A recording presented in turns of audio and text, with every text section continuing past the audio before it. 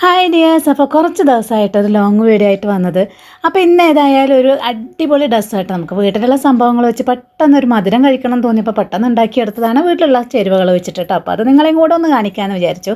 വലിയ സംഭവമൊന്നുമല്ല, നമ്മുടെ വീട്ടിലുള്ള കുറച്ച് സാധനങ്ങൾ വെച്ചിട്ടുണ്ടാക്കിയ ഒരു സിമ്പിൾ ഡെസേർട്ട് കേട്ടോ. അപ്പോൾ എന്തായാലും നമുക്ക് വീഡിയോ കണ്ടു നോക്കാം. അപ്പോൾ ആദ്യമായിട്ട് എൻ്റെ വീഡിയോ കാണുന്നവരുണ്ടെന്നുണ്ടെങ്കിൽ വീഡിയോ കണ്ട് ഇഷ്ടമാവുകയാണെന്നുണ്ടെങ്കിൽ സപ്പോർട്ട് ചെയ്യാൻ മറക്കരുത് കേട്ടോ. അപ്പോൾ ഇത് ആദ്യം തന്നെ നമുക്ക് കസ്റ്റാർഡാണ് ഉണ്ടാക്കിയെടുക്കേണ്ടത്. അപ്പോൾ ഞാനിത് ഒരു 3/4 ലിറ്ററോളം പാല് 750 ml പാല് ഞാൻ തിളപ്പിച്ചെടുക്കുന്നുണ്ട് കേട്ടോ. അപ്പോൾ നമുക്ക് ഒന്ന് കോൺഫ്ലോറൊക്കെ ചേർത്ത് നമ്മുടെ കസ്റ്റാർഡ് പൗഡറൊക്കെ ചേർത്ത് കുറുക്കിയെടുക്കാനുള്ളത് കൊണ്ട് തന്നെ ഒരു നോൺ സ്റ്റിക്ക് പാനാണ് കേട്ടോ വെച്ചിരിക്കുന്നത്. അതാകുമ്പോൾ അടിക്ക് പിടിക്കില്ലല്ലോ. അപ്പോൾ ഇതേ നമ്മുടെ പാല് ഞാൻ 3/4 ലിറ്റർ 750 ml പാല് ഞാൻ ഒഴിച്ചു കൊടുത്തിട്ടുണ്ട്. അതിനി ജസ്റ്റ് ഒന്ന് തിളച്ച് വരണം കേട്ടോ. ഒരുപാട് കുറുകാനൊന്നും നിൽക്കണ്ട, ജസ്റ്റ് ഒന്ന് തിളപ്പിച്ചെടുക്കണം കേട്ടോ. അപ്പോൾ അത് തിളപ്പിച്ചെടുക്കുന്ന സമയം കൊണ്ട് ഞാനിപ്പോൾ ഇവിടെ ഇതിനകത്ത് ആദ്യം ചേർക്കുന്നത് നമ്മുടെ സേമിയ, അതായത് നേരിയ സേമിയാണ് കേട്ടോ. 2 തരത്തിലുള്ള സേമിയ നമുക്ക് കിട്ടാറുണ്ടല്ലോ. നേർത്തൊരു സേമിയ ഞാൻ ഇത് വെച്ചിട്ടാണ് കേട്ടോ കുനാഫയൊക്കെ ഉണ്ടാക്കുന്നത്. അപ്പോൾ ഈ ഒരു സേമിയാണ് നമുക്ക് ഇതിനകത്ത് ചേർത്ത് കൊടുക്കേണ്ടത്. ഒരു 1/4 കപ്പ് ആദ്യം തന്നെ ചേർത്ത് കൊടുക്കുക. അത് ആദ്യം തന്നെ എന്നല്ല, നമ്മളിപ്പം ഇത് വറുത്തതാണ് എൻ്റെ കയ്യിലുള്ളത്. അപ്പം വറുക്കാത്തതാണെന്നുണ്ടെങ്കിൽ നിങ്ങൾ ആദ്യം തന്നെ ഈ കടായിൽ കുറച്ച് നെയ്യ് ഒഴിച്ച് ആ സേമിയ ഒന്ന് റോസ്റ്റ് ചെയ്തതിന് ശേഷം അതിനകത്തോട്ടേക്ക് ഈ പാലൊഴിച്ചിട്ട് അങ്ങനെ തിളപ്പിച്ച് വേവിച്ചെടുക്കുക കേട്ടോ. അതായത് നമ്മൾ പായസമൊക്കെ ഉണ്ടാക്കുന്ന പോലെ തന്നെ. അപ്പം എൻ്റെ ഓൾറെഡി റോസ്റ്റഡ് ആയതുകൊണ്ടാണ് ഞാൻ ആദ്യം പാല് തിളപ്പിച്ചിട്ട് പിന്നെ അതിനകത്തോട്ട് ഈ സേമിയ ഇട്ട് കൊടുക്കുന്നത് കേട്ടോ. അപ്പോൾ ഇതേ നമ്മുടെ പാല് തിളച്ച് കഴിഞ്ഞിട്ടുണ്ട്. ഇനിയിപ്പോൾ നമ്മുടെ ആ വറുത്ത് വെച്ച സേമിയ ഇട്ട് കൊടുക്കുന്നുണ്ട്. അപ്പം ഞാൻ ആദ്യം പറഞ്ഞതുപോലെ നിങ്ങളത് വറുക്കാത്ത സേമിയ ആണെന്നുണ്ടെങ്കിൽ ആദ്യം കടായിൽ നെയ്യ് ഒഴിച്ച് കുറച്ച് നേരം ഒന്ന് വറുത്തതിന് ശേഷം അതിനകത്തോട്ടേക്ക് 750 ml പാലൊഴിച്ച് തിളപ്പിച്ച് അങ്ങനെ സേമിയ വേവിച്ചെടുത്താൽ മതി കേട്ടോ. അപ്പോൾ ഇപ്പോൾ മനസ്സിലായിട്ടുണ്ടാവുമെന്ന് വിചാരിക്കുന്നു.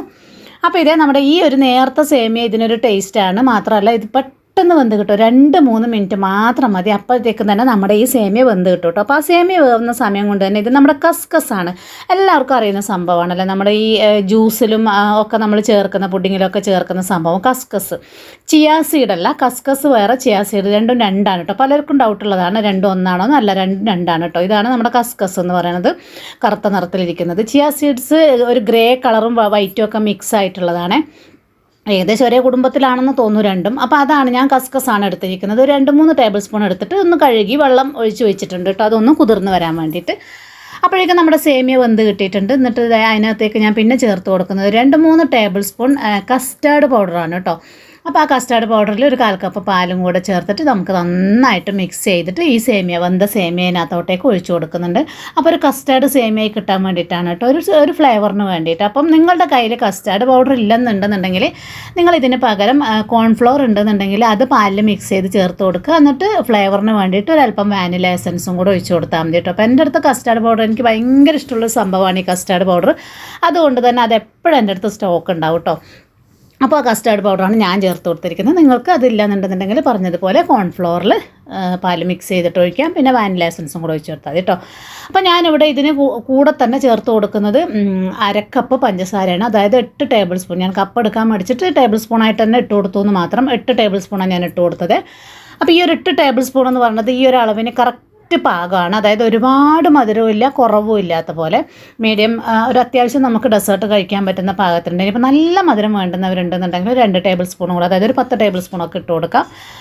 അപ്പം പഞ്ചസാരയും കൂടെ ചേർത്ത് കൊടുത്തു. ഇനി ഒരുപാട് കുറുകൊന്നും വേണ്ട. പഞ്ചസാര ഒന്ന് അലിഞ്ഞ ശേഷം നന്നായിട്ടൊന്ന് തിളച്ച് വന്നാൽ മതി. അപ്പം നമ്മുടെ പഞ്ചസാരയൊക്കെ അലിഞ്ഞിട്ട് നമ്മുടെ കസ്റ്റാർഡ് തിളച്ച് വന്നിട്ടുണ്ട് കേട്ടോ. അപ്പോൾ ഇത്രയേ വേണ്ടുള്ളൂ, ഒരുപാടൊന്നും നമ്മൾ കുറുക്കിയെടുക്കേണ്ട. ഞാനിപ്പോൾ ഇത് ഓഫ് ചെയ്യാണ്. തീ ഓഫ് ചെയ്തിട്ടുണ്ട് കേട്ടോ. ഇനി ഇത് നന്നായിട്ടൊന്ന് തണുപ്പിച്ചെടുക്കേ വേണ്ടുള്ളൂ. നന്നായിട്ടൊന്ന് തണുപ്പിച്ചെടുക്കണം. ജസ്റ്റ് ഒന്ന് ഞാൻ വെള്ളത്തിലൊക്കെ വെച്ച് തണുപ്പിച്ചെടുത്തതിന് ശേഷം ഞാൻ ഫ്രിഡ്ജിലോട്ട് മാറ്റും കേട്ടോ. നമുക്ക് ഡെസേർട്ട് എപ്പോഴും തണുപ്പിച്ച് കഴിക്കാനൊക്കെ അല്ലേ ഇഷ്ടം. അപ്പം മഴയാണെങ്കിലും വെയിലാണെങ്കിലും ഞങ്ങൾ തണുത്ത സാധനങ്ങളൊക്കെ കഴിക്കാറുണ്ട് കേട്ടോ. ഞങ്ങൾക്കത് ശീലമാവുകയും ചെയ്തു, അതിഷ്ടമാണ് അങ്ങനെ. അപ്പോൾ അതുകൊണ്ട് തന്നെ ഈ മഴയത്ത് ഞങ്ങൾ തണുപ്പിച്ചിട്ട് തന്നെയാണ് കഴിക്കുന്നത്. അപ്പോൾ ഞാനതിന് ഫ്രിഡ്ജിലോട്ട് വെക്കുന്നുണ്ട് കേട്ടോ. ആ നേരം കൊണ്ട് ഞാനിത് ഇതിനകത്തോട്ടേക്ക് കുറച്ച് ഫ്രൂട്ട്സ് കട്ട് ചെയ്തിടാനുണ്ട്. അപ്പോൾ എൻ്റെ അടുത്ത് ആകെയുള്ളത് ആപ്പിളും നേന്ത്രപ്പഴമാണ് കേട്ടോ. അപ്പോൾ നേന്ത്രപ്പഴം ഇട്ടാൽ കുട്ടികൾ കഴിക്കില്ല. അപ്പോൾ അതുകൊണ്ട് ഞാൻ അതിനകത്തോട്ട് ആപ്പിൾ മാത്രമാണ് ഇടുന്നത്. അപ്പോൾ ശരിക്കും ഇതിനകത്തോട്ട് കുറച്ച് വെറൈറ്റീസ് ഓഫ് ഫ്രൂട്ട്സ് ഉണ്ടാകുന്നതാണ് നല്ലത്. പലതരത്തിലുള്ള ഫ്രൂട്ട്സ് ആകുമ്പോൾ ടേസ്റ്റും ഒരു വ്യത്യാസമായിരിക്കുമല്ലോ. അപ്പോൾ എൻ്റെ അടുത്ത് ഇപ്പം ഇത് മാത്രമേ ഉള്ളൂ കേട്ടോ, ആപ്പിൾ മാത്രമേ ഉള്ളൂ. അപ്പോൾ അതുകൊണ്ട് ഞാനിത് 2-3 ആപ്പിളാണ് കട്ട് ചെയ്തെടുക്കുന്നത്. അപ്പോൾ ഫ്രൂട്ട്സ് പലതരത്തിലുള്ള ഫ്രൂട്ട്സ് ഉണ്ടെന്നുണ്ടെങ്കിൽ നിങ്ങൾ തീർച്ചയായും 2-3-4 ഐറ്റംസ് ഫ്രൂട്ട്സ് ചെറുതായിട്ട് കട്ട് ചെയ്തിട്ട് ഇട്ട് കൊടുക്കുന്നതായിരിക്കും നല്ലത് കേട്ടോ. അപ്പോൾ അത് നന്നായി തണുത്തതിന് ശേഷം ഇട്ട് കൊടുക്കാവൂ, ചൂടോടെ ഇട്ട് കൊടുക്കരുത്. തണുക്കരുത്. അപ്പോൾ അത് തണുക്കുന്ന സമയം കൊണ്ട് നമുക്കിത് ആപ്പിളൊക്കെ ആപ്പിളൊക്കെ തൊലിയൊക്കെ ചെത്തി ചെറിയ പീസുകളായിട്ട് മുറിച്ചെടുത്തിട്ട് വരാം കേട്ടോ. അപ്പം ഞാനിത് ഈ ഒരു അളവിലാണ്, അളവുകളൊക്കെ പീസിൻ്റെ ഇത് വലിപ്പമൊക്കെ നിങ്ങളുടെ ഇഷ്ടത്തിനനുസരിച്ച് കേട്ടോ. അപ്പം ഞാൻ ഈ ഒരു അളവിലാണ്, അത്യാവശ്യം ചെറിയ അളവിലാണ് കേട്ടോ മുറിച്ചെടുക്കുന്നത്. കാരണം പിള്ളേർക്ക് ഭയങ്കര മടിയാട്ടോ അങ്ങനെ കടിച്ച് കഴിക്കാനൊക്കെ. അപ്പം ഞാൻ ആപ്പിളൊക്കെ മുറിച്ച് വെച്ചിട്ടുണ്ട്. നേരത്തെ പറഞ്ഞതുപോലെ വേറെ ഫ്രൂട്ട്സ് ഉണ്ടെന്നുണ്ടെങ്കിൽ അതും കൂടെ അതിനോടൊപ്പം ചേർത്തെടുക്കണേ. അപ്പോൾ ഇതേ നമ്മുടെ കസ്റ്റാർഡൊക്കെ നന്നായി തണുത്തിട്ട് വന്നിട്ടുണ്ട് കേട്ടോ. അപ്പോൾ തണുക്കുമ്പോൾ ഇതേ ഇത്രത്തോളം കട്ടിയായിട്ടുണ്ട്. അപ്പോൾ ഈ ഒരു കട്ടി വേണ്ട ഇതിന്, പക്ഷേ ഫ്രൂട്ട്സൊക്കെ നമ്മൾ ചേർക്കുന്ന സമയത്ത് കുറച്ചും കൂടി ഒന്ന് ലൂസായി കിട്ടും. അപ്പോൾ ഇതിലിപ്പോൾ ആപ്പിൾ മാത്രം ആയതുകൊണ്ട് ഒരുപാട് അങ്ങ് ലൂസാവില്ല. പക്ഷേ നമ്മൾ മുന്തിരി അങ്ങനെയുള്ള മറ്റുള്ള ഫ്രൂട്ട്സൊക്കെ ചേർക്കുന്നുണ്ടെന്നുണ്ടെങ്കിൽ അതിനനുസരിച്ച് നമ്മുടെ കസ്റ്റാർഡ് ഒന്നുകൂടി ലൂസാവും കേട്ടോ. അപ്പോൾ ഇതേ ആപ്പിളൊക്കെ ചേർത്ത് കൊടുത്തു. പിന്നെ നേരത്തെ ഞാൻ വെള്ളത്തിലിട്ട് വെച്ചിരുന്നു എന്ന് പറഞ്ഞാൽ നമ്മുടെ കസ്കസ് ഇട്ട് കൊടുത്തിട്ടുണ്ട് കേട്ടോ.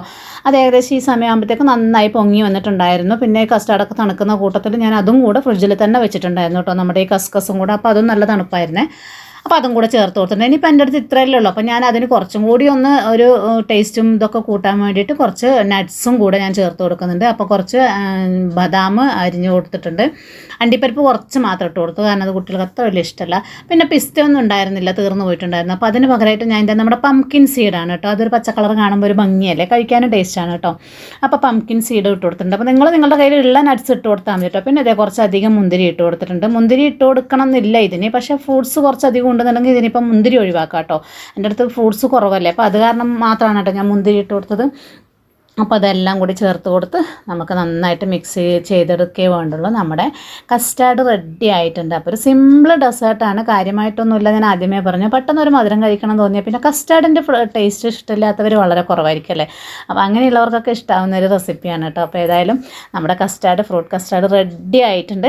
അപ്പോൾ നന്നായിട്ട് തണുപ്പിച്ച് കഴിക്കാൻ നല്ല രസമാണ്. ഇതിനകത്തേക്ക് നമുക്കിനി വേണമെന്നുണ്ടെങ്കിൽ ഗാർണിഷ് ചെയ്യാൻ നേരത്തെ ഇട്ട് കൊടുത്താൽ നമ്മുടെ ഡ്രൈ ഫ്രൂട്ട്സൊക്കെ നട്ട്സൊക്കെ ഇട്ട് കൊടുക്കാം. അപ്പോൾ ഒരു ഭംഗിക്ക് ഞാൻ ജസ്റ്റ് ഇട്ട് കൊടുക്കുന്നതേ കഴിക്കും. ഇതൊക്കെ മിക്സ് ചെയ്തിട്ട് തന്നെ കഴിക്കുമല്ലോ. അപ്പോൾ നമ്മുടെ ഡെസേർട്ട് റെഡി ആയിട്ടുണ്ട്. അപ്പോൾ ഇഷ്ടപ്പെട്ടിട്ടുണ്ടെന്നുണ്ടെങ്കിൽ നേരത്തെ പറഞ്ഞ പോലെ സപ്പോർട്ട് ചെയ്യാൻ മറക്കരുത്. സബ്സ്ക്രൈബ് ചെയ്യാത്തവരുണ്ടെങ്കിൽ ഒന്ന് സബ്സ്ക്രൈബ് ചെയ്തും കൂടെ സപ്പോർട്ട് ചെയ്തേക്കണേ. അപ്പോൾ ഇനി അടുത്ത വീഡിയോയിലേക്ക് കാണുന്നവരേക്കും എല്ലാവർക്കും താങ്ക്സ് ഫോർ വാച്ചിങ്. അപ്പോൾ ഒരു അടിപൊളി റെസിപ്പിയായിട്ട് അടുത്ത് തന്നെ വരാം കേട്ടോ.